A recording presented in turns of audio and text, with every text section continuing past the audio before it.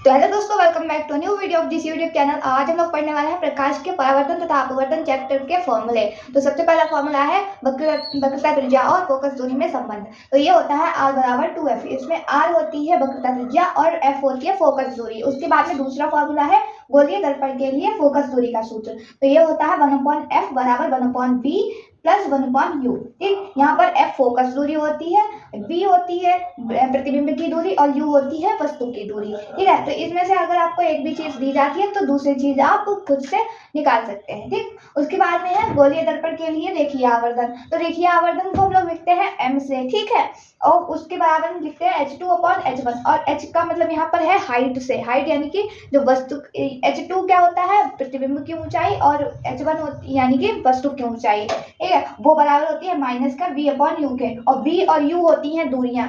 u वाली होती है वस्तु की दूरी और प्रतिबिंब की दूरी होती है। चौथा फॉर्मूला है फोकस दूरी तथा लेंस की क्षमता में संबंध।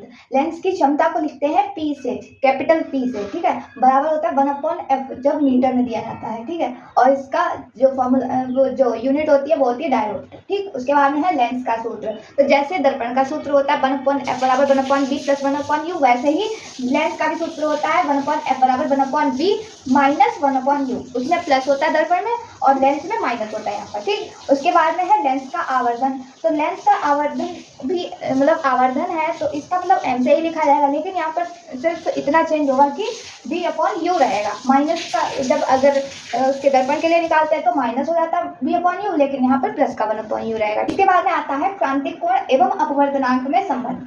ठीक है, तो क्रांतिक कोण क्या होता है sin c होता है और अपवर्तनांक होता है n। ठीक है, 1 और 2 क्या है, ये इसका अपवर्तनांक है। जो बाद में लिखा होता है उसका अपवर्तनांक है और जिसके सापेक्ष है वो पहले लिखा होता है। ठीक है, तो पहले के सापेक्ष दूसरे का अपवर्तनांक क्या होता है 1/sin c। ठीक, उसके बाद में वायु के सापेक्ष कांच का अपवर्तनांक, यानी कि वायु के सापेक्ष इसलिए पहले a लिखा, n क्यों लिखा है, क्योंकि ये अपवर्तनांक है। ठीक, और g यानी कि ग्लास होता है तो क्योंकि कांच का है इसलिए g लिखा है। ठीक है, बराबर 1/sin c। उसके बाद में है समांतर पारदर्शी माध्यमों में प्रकाश का अपवर्तन। तो इसके लिए यहाँ पर जो g, w और a दे रखे हैं वो है वायु, कांच और जल। तो यहाँ से जब हम लोग जल के सापेक्ष कांच का अपवर्तनांक निकालेंगे तो वायु के सापेक्ष कांच का अपवर्तनांक और वायु के सापेक्ष जल का अपवर्तनांक होगा, उनका रेशियो लेंगे, वो होगा वायु के जल के सापेक्ष ग्लास यानी कि कांच का अपवर्तनांक। तो ये थे कुछ फॉर्मूले जो कि हमने आपको इस चैप्टर में बताया। जब इनका न्यूमेरिकल लगवाएंगे तो समझा भी देंगे। बाकी वीडियो समझ में आई हो तो वीडियो को लाइक कीजिएगा, चैनल को सब्सक्राइब कीजिएगा। फिर मिलते हैं एक और नए वीडियो के साथ, तब तक के लिए धन्यवाद।